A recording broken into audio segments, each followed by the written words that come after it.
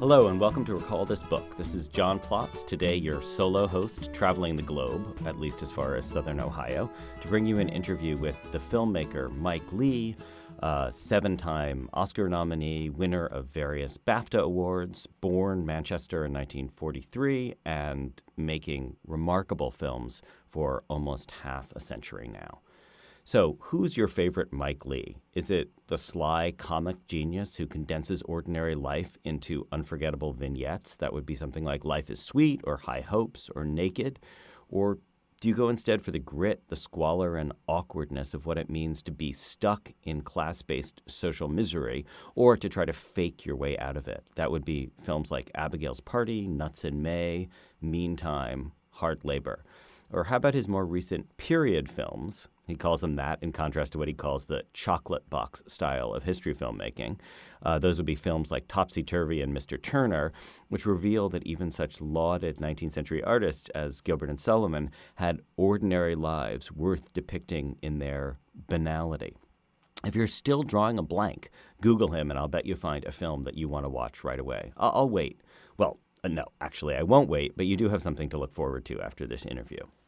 So when he and I sat down to talk at a Victorianist convention in Columbus, Ohio, no less, our conversation ranged from method acting to movies I'd never seen that should have, to improvisation and John Cassavetes, to when you can say fuck on British TV. Turns out to be after 9 p.m., and that's only the first 20 minutes. He also talked about James Thurber and effortlessly shot down my feeble question about close-ups. His point, which I thought was actually very compelling, was that he's more interested in making a world for the viewer than he is making a series of well-composed shots. So the way he put it is, it's neither slice of life, nor is it just a shot confection. Instead, it's something in between. But our conversation began with his mourning the absence of ordinary sound of working-class voices from the 19th century. Why only famous people? What fascinates me about this is, of course, that this is really interesting, which came up in research for various historical things, is that they recorded famous people. And it really took ages for anyone to spot that it would be good to record ordinary people. Yeah. So the archive, there are all these very early recordings of famous people, sort of rather formally saying things or reading things or whatever. I like the Browning because he forgets the words in the middle, so it becomes informal. But actually, when you start digging around for Vox Pop, it's actually, it took them ages to, and really, even the BBC up till World War II was still, if they had made documentaries for the radio about ordinary people, they'd write down speeches for them to read out. I didn't know that. Yeah, although there are recordings in the National Sound Archive. I mean, when we were researching Mr. Turner, Marion Bailey, who plays Mrs. Booth, found these recordings, because that obviously was a woman from Kent, found these recordings of very old guys recorded in the 1920s, talking this Kentish dialect, which she found very useful, which we built into some of how she talks and what she says. When you say that, I remember there used to be these BBC accent records. I feel like my mom took them home. Yeah. But it's fascinating that those very early, late 19th century recordings only recorded famous people. It never occurred to anyone to go into the street and pick up Vox Pop. Did you see that Peter Jackson movie about World War? Yeah, it's amazing, isn't it? Very what he good. Does. Really good. Yeah. But he doesn't have the voices. He just has the lip readers. Of course. But but a lovely job, actually. But it's crazy to think about that you would have accurate visual capture of people, but you wouldn't have their... It never occurred to anyone. It's extraordinary, And the amount of footage of ordinary people doing ordinary things on film. Right. I mean, people leaving a factory at Lumière's. Everything. The actualities. We did, when we sat down to do Topsy-Turvy, the BFI gave us 2 hours of footage shot in and around London between 1896 and 1901. Wow. And there was 2 hours of it. It's a massive amount. People got, the thing was only invented in 1896. Yeah, and right. within minutes, it seemed, people had cameras all over the show. I went and looked at that same footage. I was writing a book about crowds in the 19th century, and I looked to the BFI. Yeah, I saw some of that. I mean, it's there's amazing. massive amounts of it. Totally, and, they filmed everything, and it never occurred to anyone to record. It's extraordinary, isn't it? Actually, that leads into one question I wanted to ask you, Mike, which was about, for you, the differences between your TV films and your films. Like, were the TV film? I mean, does that category make sense? I mean, things like Nuts in May. What's the question? Well, the question is, like, formally, was that different? I mean, it wasn't tape versus film or anything like that? No. The only things I did on tape were those studio productions, Abigail's Party and The Permissive Society, which were 5-camera studio jobs. But everything else was on film. So there were films. I mean, we didn't obviously make them to the same motion picture standards that we would with a 35mm feature film, of course. But does that mean you were using 16mm? Oh, not 16mm. Yeah. But then we even Vera Drake was shot on Super 16, believe it or not, because of the quality we could get. No. They were films, and I regard them as films. As films. And nothing about them fundamentally was any different from making a movie, really. And were you caught up in any TV constraints? Like in America, it goes hour by hour, but I guess in Britain, the TV slots, they didn't tell you it has to be 92 minutes exactly or anything like that. No, they did, but they were very, very fluid about it, actually. So, I mean, like 4 Days in July, which was my film about Northern Ireland, was supposed to be, I think, 75 minutes, and it was actually 96 minutes. And they made a fuss for about 2 seconds. But, the fact was, unlike ITV, where they had commercial breaks and all of that, like here, it didn't really matter, and it was actually flexible. And the only constraint of a sensorial nature was that you couldn't say fuck. But you could show abortions, for example? That was all right? I never. Oh, I mean, you... No, sorry. I'm talking about my television films in the early days. But in hard labor, I just mean you don't show an abortion, but I mean that the fact in hard labor, there isn't what abortion. Oh, what am I? Well, they talk about it. They talk about it. But you couldn't say fuck. The first film I made where anybody said fuck was Meantime, which was made for Channel 4, and we knew what time it would go out, and therefore by what stage in the film after it was a 9 o'clock 9 o'clock hour, but of course now you can say whatever you want, basically. I was going to ask you about Meantime. It's such an unbelievable cast in there. Was that like Tim Roth's first? Was that his first film? Second. Wow. Did you do his first as well? Or? No. He was in a film with that Alan Clark made called Made in Britain. Just before that, and that's really how I found him. Alan Clark said, "This kid's good." Yeah, no, I mean there were actors from he and if the question is, did we know Gary Oldman's we didn't know they were going to become megastars. Yeah. But I guess the more general question is like how you think there's some people who you have worked with for film after film, and then others just a couple of films. Yeah. And sometimes one, Yeah, and was that always the idea, or did No, it's not an idea. Yeah. It's not a project, that's not a policy. It's just the way it starts to happen. I mean, you work with someone and they're really good, and you click, and they are versatile, and because they're all character actors that I work with. And so you go for it again, and so in some cases again and again and again. But there's no construct in it. I mean, and there are people that I've worked with, and want to work with again, and every time I'm doing something, they're not available, and so on and so forth. And there isn't a film of mine where you don't see somebody that I've never worked with before being brilliant, not least young actors. So it's not. There's no policy in it at all. Actually, I mean, people talk about the ensemble, and it's all rubbish, basically. People come and go, and, Because I know a young filmmaker from Argentina who I think, inspired partly by you, has just an ensemble that he works with. Well, that's... I understand that, a family form. There is a kind of... that's what it feels like with his films. There is a sort of... There's obviously it isn't for me to talk about, but there is a sort of, I suppose, a kind of inner sanctum of people who have worked with Mike Leigh, because we do stuff that doesn't happen on any other kind of film, in the nature of the thing. Yeah. It's sustained and long, and people are really have to do it. There's no messing about with it. Yeah. But it's not. But not only do I resist the notion of an ensemble, but actually I resist it only because it simply isn't accurate. Mm-hmm. And I don't, if some force or authority said, okay, here are these 10 actors, and you could only ever make films with these 10 actors, I would regard it as a remarkably constraining, actually. Yeah.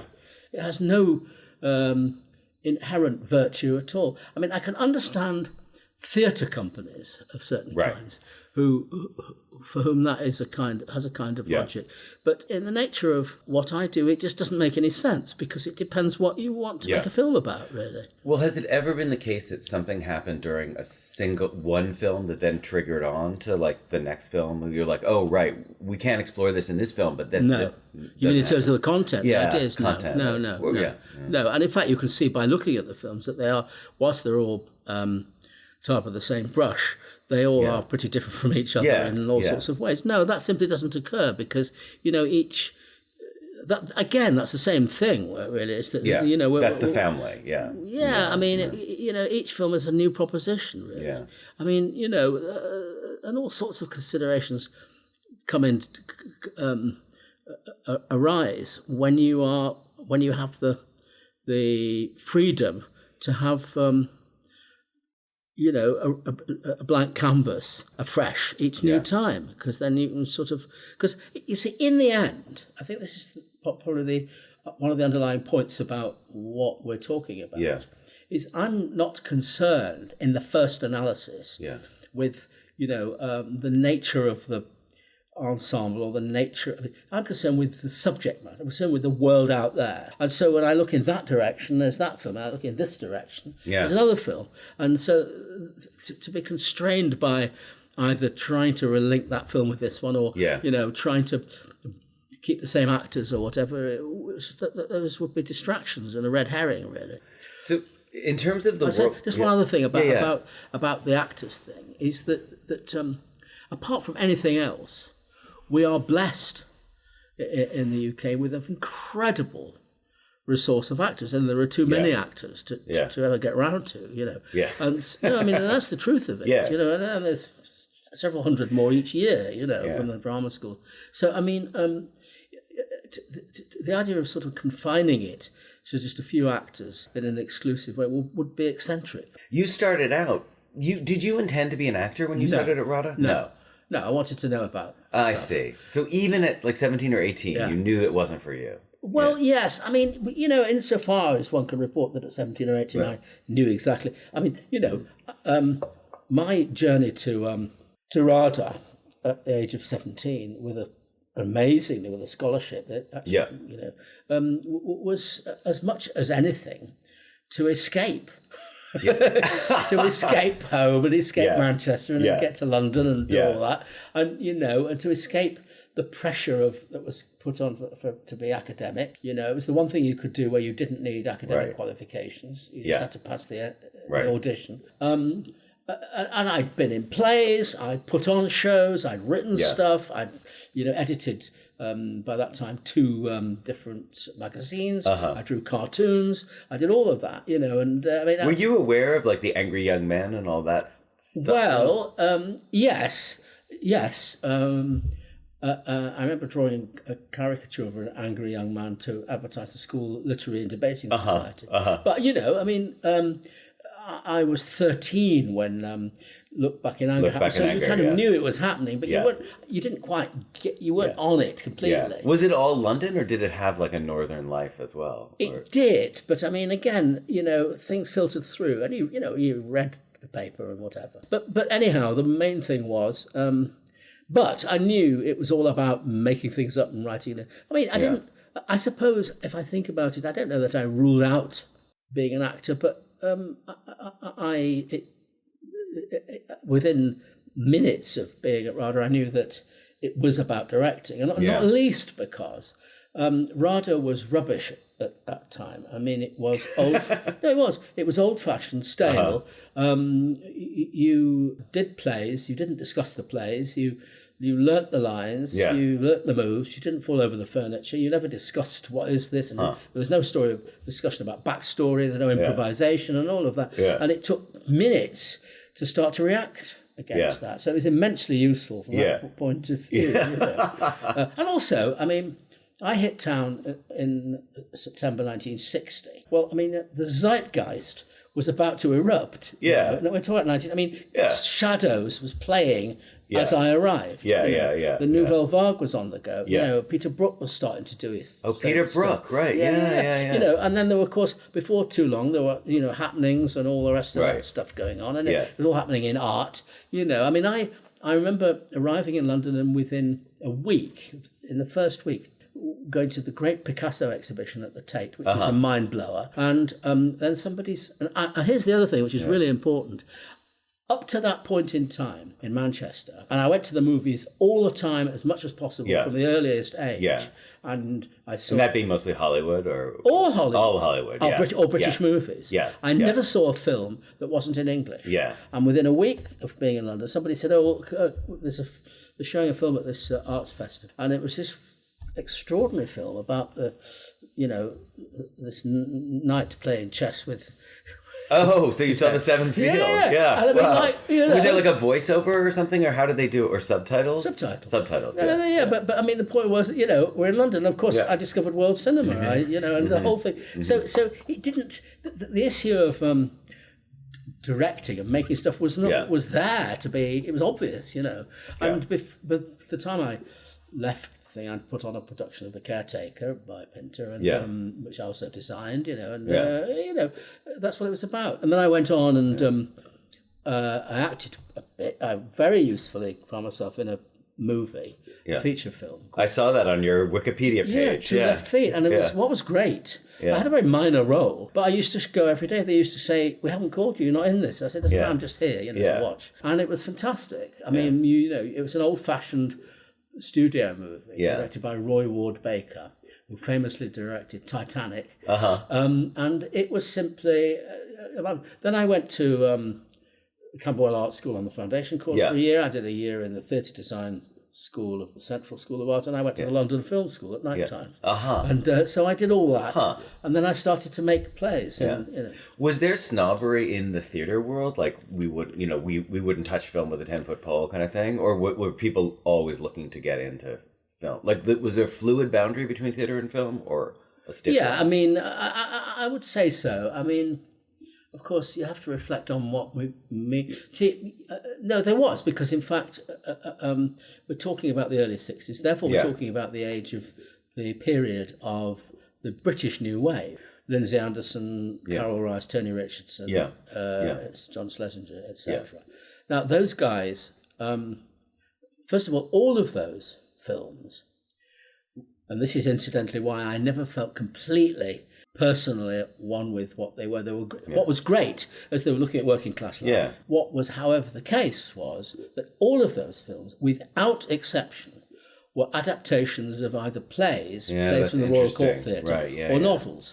There were no, whereas, so whilst looking at those and digesting those, one was also looking at, for example, Abu de Souffle, which of course is, as it were, painted on the canvas. It's raw, it's film. So, there's a lot to think about, But so as to the fluidity between theatre and film, no, I mean, the Royal Court Theatre and Woodfall Films, who made all those films, were the same guys, really. So there was, people, I don't think there was, I don't think there was a snobbery particularly. I mean, there might have been, it was with some very old-fashioned people who will have taught us at the academy. But, I mean, even the oldest of them, movies had been around as long as they had. I mean, we were taught in the first term by a woman called Nell Carter, who was like a little old bird, This is Rada now. Rada, Yeah. who had played Juliet in Henry Irving's last season at the Lyceum in 1899. Wow. Yeah, talk about Victorian connections. Yeah, that's amazing. I mean, wow. And of course, she she was no radical director. It was about it was very, very square. Yeah, yeah. But movies wouldn't have been a novelty to her. Yeah. I mean, they were happening when she was little. Right. So can I ask about this British New Wave? I've read about the Cassavetes connection for you, but I was wondering. In passing, just to round that off. I mean, the fact of Shadows, particularly at the moment one discovered it, the fact was it had, in inverted commas, been improvised, and that was a radical and remarkable thing. Yeah. In passing, though it's not in the drift of what you obviously going to want to talk about, but in passing, I mean, my was things like the murder of a Chinese bookie, for example. Is that what it's called? Yeah, I can't remember. Yeah, you know what I mean? Yeah. I mean, I've got a lot of respect for Cassavetes, but on the other hand, not always, because quite a lot of the time, what you are looking at are actors playing themselves and improvising on camera and letting their own shit hang out. As opposed to really depicting the world. Yeah. And although, I mean, it's got its own kind of dynamic quality, I sort of part company with it to a considerable extent, because obviously what I'm concerned with is not raw acting, revealing its innards, improvising in front of the camera. It's about distilling the world and making something very precise, which isn't about actors, it's about the world. Can I ask if that, I sort of had an inchoate question about, it seems like looking at your education that there was a period of method acting training, right? Was it the East 15 school? No, I didn't train. I taught there. Oh, you taught there? Some people have written that I've trained there. That's rubbish. I'm glad you said that. Well, I'll correct Wikipedia. No, I mean, I know. There's such a lot of rubbish in Wikipedia. I don't know who puts it there. By the time I went, that school came out of Joan Littlewood's stuff. Right. And I went and taught there and made a play there with them as well in 19... By that time, it was 1968. Oh, okay. I'd already been an assistant director at the RSC and all sorts of stuff. So method and you have nothing in common, really. You don't have a... No, I mean, of course, one thought about it and knows about it. But I mean, if you want to talk about that, I mean, it's very straightforward. The idea of the actor finding the character within himself or herself. Marlon Brando. And then, that's what they all did. And then sort of living in, becoming the character and all that, is as far down the other end of the spectrum from what I do with actors as you can get. Yeah. Because what I'm concerned with is that they are people very much are able to play all sorts of different people, and when they play somebody, they totally are able to go into character and be in character, but they are able, with a discipline, to come out of character, so they can be objective about the character, so we can then work with the material. Yeah. And also, it's bad for you to sort of, particularly if it's a character who's traumatized, to become the character. It's rubbish, basically. Yeah. It makes no sense. So in that sense, I absolutely, whilst I respect the integrity and the intentions of and the spirit of the actor studio, I completely, on a practical and philosophical level, part company from it. This feels related to me. You might not think it's related, but can I ask you, one of the things that I love about really all your films, but especially those early ones, is the power of close-ups, the way you use close-ups. I mean, to just kind of sit with someone's face while they're experiencing something. Is that, I mean, do you think of that as No. I mean, there is no... Again, there's no kind of aesthetic or dramatic or cinematic agenda about this. Yeah. When it needs to be in a close-up, it's a close-up. Okay. If it needs to be a long shot, it's a long shot. And if it needs to track, it tracks. And if it doesn't, there's no reason for the camera to move, it stays still. Yeah. I mean, that's all there is to be said about it. Yeah. I mean, I have no philosophy of the close-up because, and I don't think it, with respect, I don't think it's especially accurate or true to talk about the earlier films in relation to the close-ups, which implies that we don't have close-ups in the later films. No. Because I mean, if you think about the opening shot of Another Year, Yep. for example, on Imelda Staunton. Yep. That's a massive close-up without anything preceding it. Yep. And you're thrown into this woman's crisis. Yeah.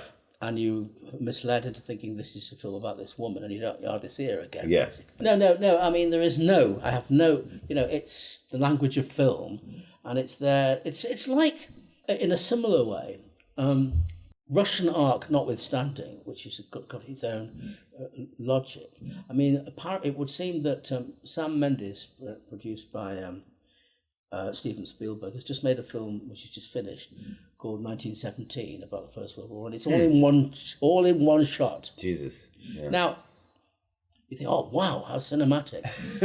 Now, have you seen Russian Ark? I've never seen it. Oh yeah. Oh yeah. You've never seen it? No. Is it worth? When you do see it, yeah, it's worth getting hold of it and the documentary about making it. Yeah, yeah. Oh no, it's essential viewing. It's mad. Is. Okay. It's mad, but it's it seems so mad. Yeah. No, but anyway. Yeah. But here's the thing, and this is related to this. Yeah. The question of a fetish about close-ups. And that's your word, not mine. It is. No, it is. Yeah. No, but I refer to it as something that you may have been inadvertently accusing me of. Yeah. If you say, well, and I've fallen into this trap on a few occasions. You say, I know what would be great if we make all this work in a single tracking shot.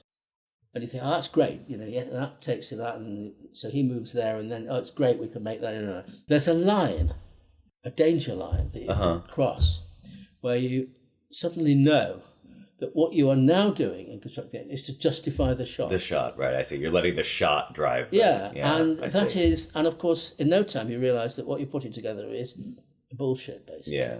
Because actually, if you simply create the action and then decide how to shoot it, that's what it's all about. Yeah. So I talk about that in the same breath as the idea that there is a thing about close-ups, or I hear what you're saying. You could argue, wouldn't it be great to make a film where everything's in a long shot?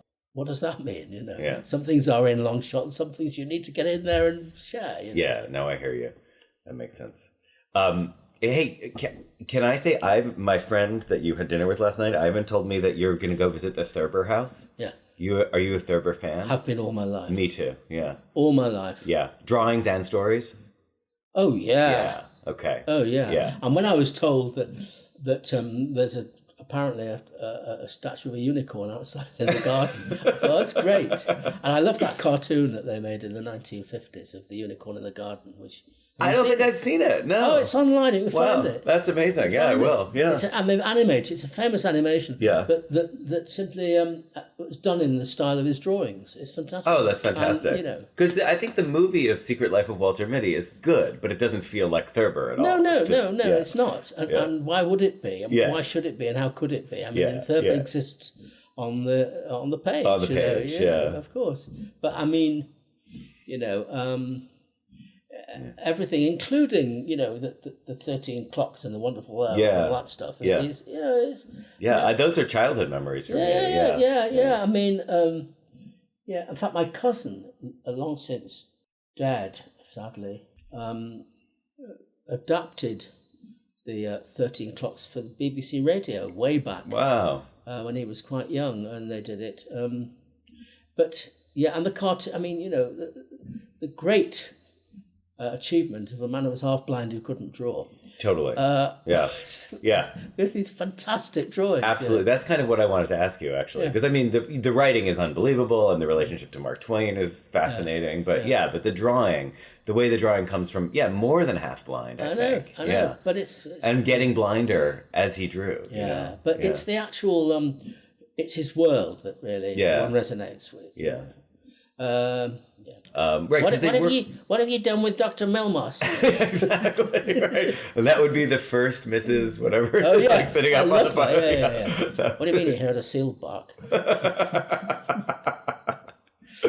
Yeah. But they work well. I mean, my dad used to read them out loud to me when I was a kid. Oh, really? I mean, they don't just work on the page; they work as a voice as well. Yeah. But no, good. I look forward to that. So another question I had for you was kind of other art forms you think about? And you do drawing yourself, right? And have always done? Well, I mean, I'm very lazy about it. Mm-hmm. I guess when I went to art school, I can draw, and I actually, in a parallel universe, I probably would have been a cartoonist. But that should never be misreported as being I was a cartoonist. It's not true. I mean, I drew. Yeah.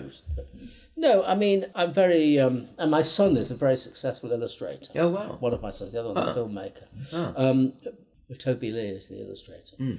But, I'm into all sorts of stuff. I mean, I saw a documentary in the London Film Festival literally a week ago. Miles Davis, The Birth of the Blues, which I heartily recommend. Terrific stuff. I mean, they talk to everybody, including all these various women. And there's lots of recording sessions and all. Yeah. I mean, I just kind of love all that, Yeah. So does the drawing ever figure into the film? Like, do you ever draw for set design or anything like that? No. Oh, no. I work with... I mean, actually, interestingly, you should say that, because in the early period when I was developing the so-called misnamed improvised play... Yes.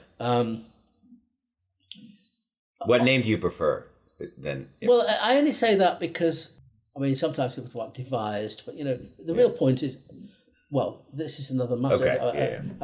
For years, I used to put, as you know, you've probably seen, devised and directed, and I changed it to written and, because that is really what I do. I'm a writer. Yeah. And it's only that I changed it because it's more accurate, but also to avoid confusion, so that people don't actually think it's just a committee job, which it isn't. Yeah. However,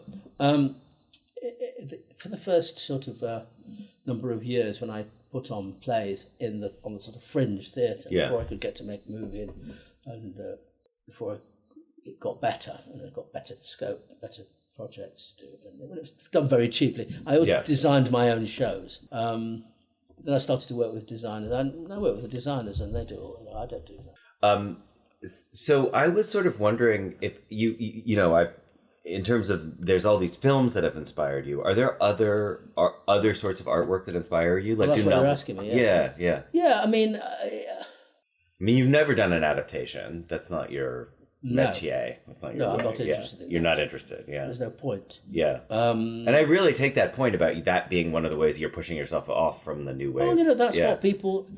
Other people can do that. Yeah. I have to say that the number of adaptations in existence that are really, really any good is very small, I think. And the best ones aren't really adaptations, they're versions or something. Well, that's as may be. I suppose if I was really going to be a fascist, I would ban all adaptations. Really? But then you'd kill Tarkovsky. He'd have nothing. Well, there you go. Well, you can't win them all.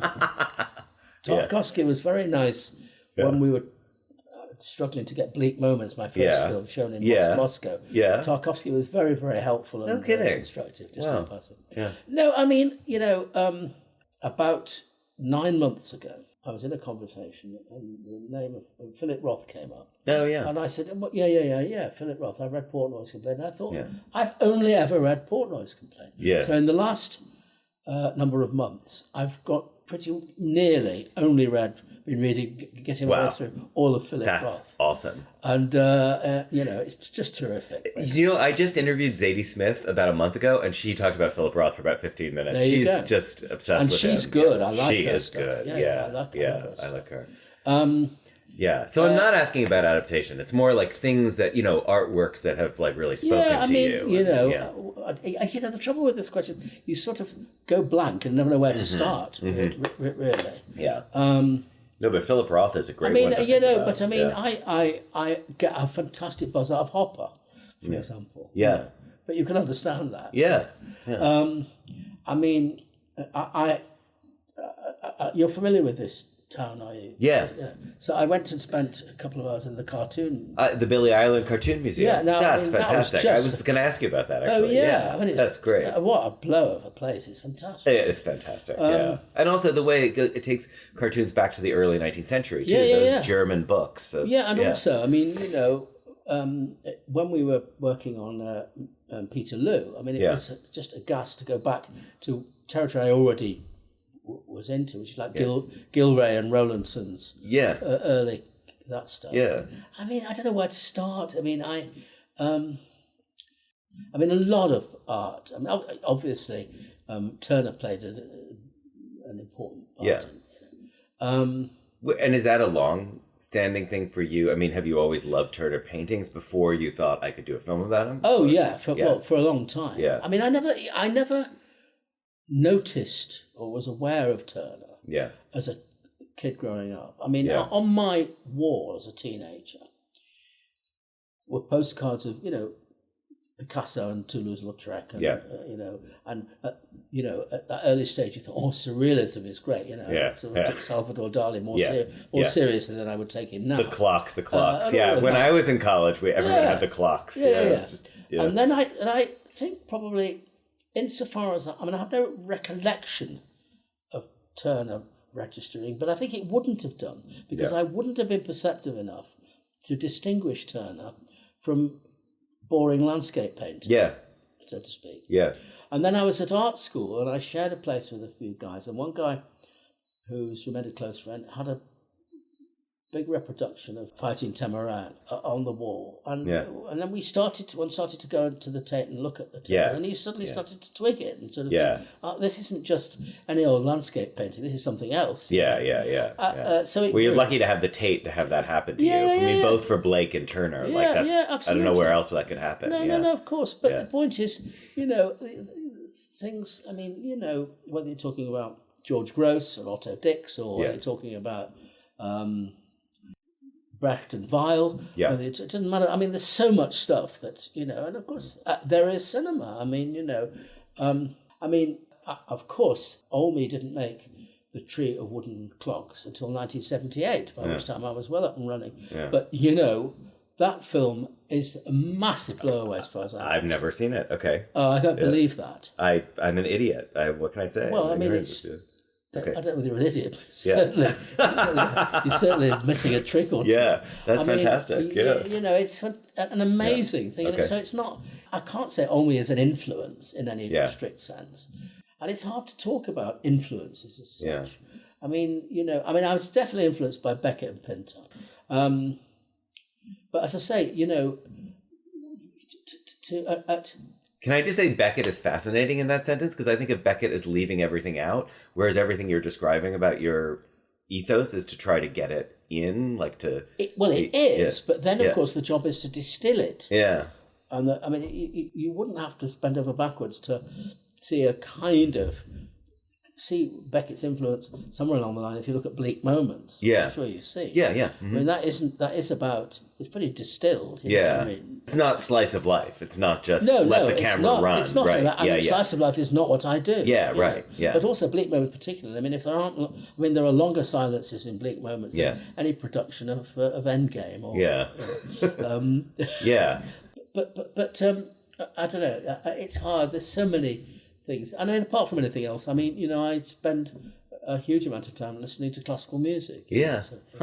But can we circle back to Philip Roth? Because that's really interesting to me. That's but you understand that I've only spent the last 9 months. 9 months, I know. I'm not saying it's an influence. I'm just trying to. I'm interested in what resonates with you, how much what his novels do. I mean, he's an ensemble writer in a way, because his same characters keep coming back. That's his thing. That is what's interesting. That is what's interesting. And of course, Ghost comes and then Exit goes. Yeah, and also to do the thing he does, which is a whole different ball game, which is to dramatize himself and dish himself up in different guises, but it's still him, And I mean, on the whole, I'm not interested in films about films. And the only exception in my work is Topsy Turvy, which is a film about theatre. So, I read Roth and you think, well, but this isn't writing about writing. But that's his prerogative. And the real point is, what does he do? What's it about humanity? Also, I mean, I come from a Jewish background. And so there are things that are in there that just sort of resonate with the world I grew up in. I saw you've done a play that sort of speaks to Jewish things. 2,000 years. Yes, it did. In 2005 at the National Theatre. But Roth, that world, sometimes, quite often in fact, resonates with, at certain levels, with You recognise some of the characters.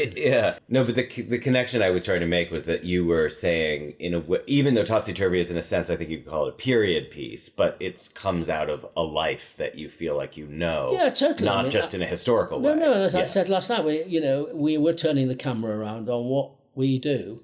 We who make plays and films and entertain and take very seriously the job of entertaining other people with our trivia. Yeah. You said profound trivia, which I liked. No, I always say that, yeah. Well, what do you think? What does that mean to you when you say profound? It's just cheeky.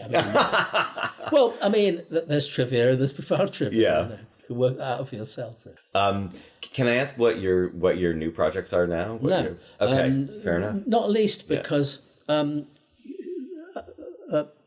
most of my films and all of my plays, and most of them, which means all of them except Topsy-Turvy, Mr. Turner and Peter Lou, have all been projects where we've said nothing to anybody, including the backers. And we said, give us the money and we'll go off and develop a film, and the film comes out of it. Yeah. They've all been made like that. And the one I'm going to do next, whatever it is, will be no exception. So therefore, I'm not saying anything to anybody, but the reason I, in any case, can't precisely say, wouldn't be able to, even if I wanted to. I mean, there are millions of ideas going around in my head at any given moment, but it's because I don't know how much money I'm going to have. Yeah. And until I know that, I will only know the size of the scale of the canvas, and then I will be able to decide which direction to go in. But there's lots of possibilities. Yeah. There's no shortage of things to deal with in the world at the moment. Yeah. So does that mean you want to talk about Brexit, or do you not want to talk about Brexit? I'll talk about Brexit. Yeah. At this moment. I know, right now. Even as we speak. Yeah. No, my partner Marion and her daughter have just sent me a picture of themselves at the rally. Oh, at the rally. Which is going on all around Parliament. Right. While it's all going on. I mean, by now it's probably over, I should think. Yeah. I hear there's some Tories speaking at the rally. Oh, yeah. There will be. Yeah, of course. Yeah. No. Well, what is it to say about it? It is a 100% gilt-edged total disaster. Yeah. It should never have happened. Yep. It's a complete folly. It's a complete waste of time. It's the most destructive, dangerous disease which will last for decades. Mm-hmm. And you mean whatever the result of this, it will last for decades? Or... Well, if it was cancelled, and if second referendum ordinary or relations whatever. were restored, you might be disposed to say, well, then everything will be back to normal. But of course it won't, because there'll be riots from the people that still ignorantly want to leave. But also a massive amount of time, effort, energy and money has been expended and wasted on the half possibility. Yeah. It's completely ridiculous and irresponsible on every level. Do you take it as ridiculous and just like a mad folly that somehow happened, or do you take it as symptomatic of a direction that Britain, or maybe Britain and America, are heading now? Well, it's a direction in which the world is heading. Yeah, that's what I fear. Yeah. Well, it's a fact. Yeah. There's no question about it. The rise of the far right, the ethno-populist or ethno-nationalist, everywhere. Yeah. I mean, we are into, 1930s territory. Yeah, and actually, it's worse because we're in this age of mass communication. Yeah. To which the 30s bore no resemblance whatever. Yeah. And that's got a great deal to do with it. Right. They have Cafe, we have Twitter. Yeah. Yeah, and beyond Twitter, I mean, it's welcome to the 21st century. Now, after nearly 2 decades, we find ourselves in what we now recognise is actually the 21st century. Yeah, right. Yeah. So I far from wanting to talk about Brexit, apart from not wanting to talk about Brexit. I mean, I think it is it's a total and devastating disaster, really. Yeah. Do you see are there any lights at the end of that tunnel? Anything about the 30s analogy that makes it look no, nothing. Well, you tell me what that. I don't know. I'm asking everyone that. I don't know. I mean, it's hard to see it. Yeah. It's hard to see it. And as to Trump and all of that, I mean, it's beyond. Thurber has this story about the greatest man in the world. Remember? No, I don't remember it. They hire it's called the greatest man in the world, and they've built an aeroplane that will fly non-stop right around the world, and they're convinced it'll crash. Yeah. So they find a guy who's an idiot because they know it'll crash. Yeah.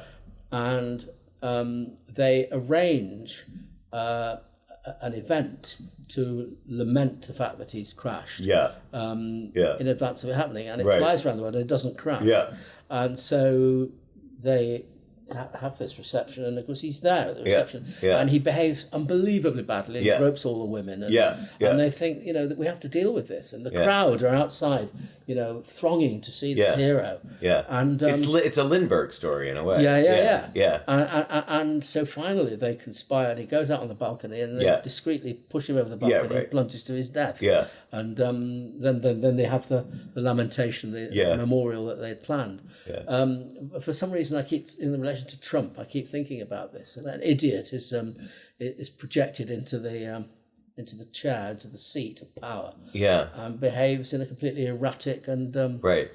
The difference is everyone around him is plunging to their death. Because the entire circle gets destroyed, but he doesn't get destroyed. I know. Do you know there's a character in Middlemarch who flourishes wonderfully on murdered men's brains? Yeah. I mean, I just that's what he is. He's the saprophyte. Yeah. But you've got children, have you? Yeah, 2 teenagers. Yeah. So you've got teenagers. They're furious at us. Well, that's what I was going to say. Absolutely. I mean, we who have raised kids, would know how to deal with Trump. But somebody doesn't deal with him. I mean, he is an indulged brat. Yeah.